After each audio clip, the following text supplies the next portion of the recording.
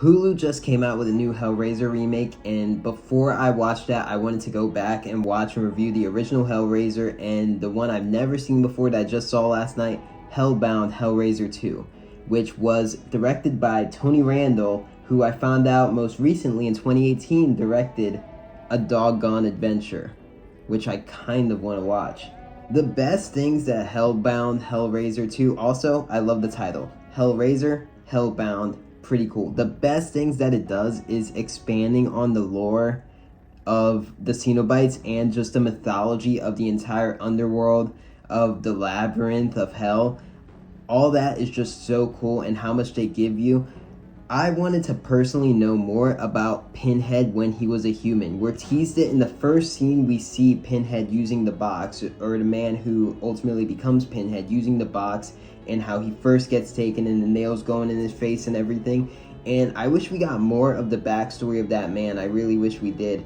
I think if you like the first Hellraiser, which I did, you're gonna like this movie. But this movie, I think, isn't as good as the original, and I think it almost becomes a bit repetitive and goes a little bit too far in, like, the first one was very violent and very gory, so this one, a lot of the runtime is just like fucked up imagery and just like violent, bloody, like messed up people doing creepy things to gross you out. And I feel like the first one was more story driven, about this serial killer lady trying to reincarnate her former lover, and he's trying to escape the Cenobites that brought him to hell and ended his life. And I felt like there was a bit more story there, and this one was just like finding ways to get to this labyrinth to show you fucked up monsters and craziness.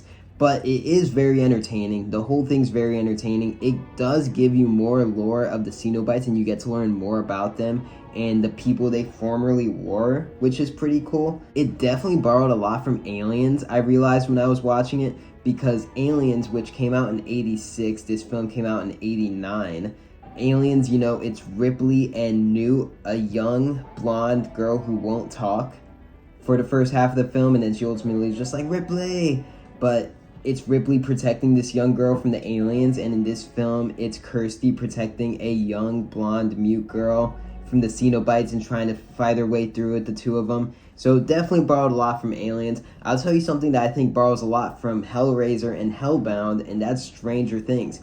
Watch season 4 of Stranger Things with Vecna and everything, and I love season 4 of Stranger Things, but watch season 4 and then watch Hellbound Hellraiser 2.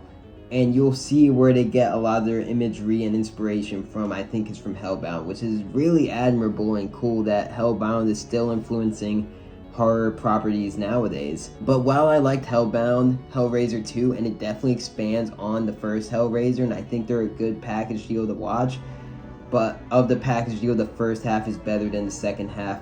Hellbound goes a little bit too much into just focusing on the effects and the monsters and the bloody fucked up imagery and less on the story. But if you like 80s horror, 80s slasher, both these films are must watches in my opinion. If I were to grade Hellbound Hellraiser 2, I'd give it a B-.